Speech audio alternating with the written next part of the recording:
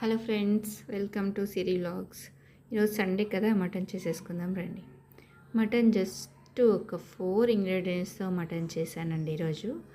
అల్లం వెల్లుల్లి పేస్ట్, కొంచెం కొత్తిమీర వేసి, మిరప్పొడి ధనియాల పొడి మాత్రమే వేసి చేశాను.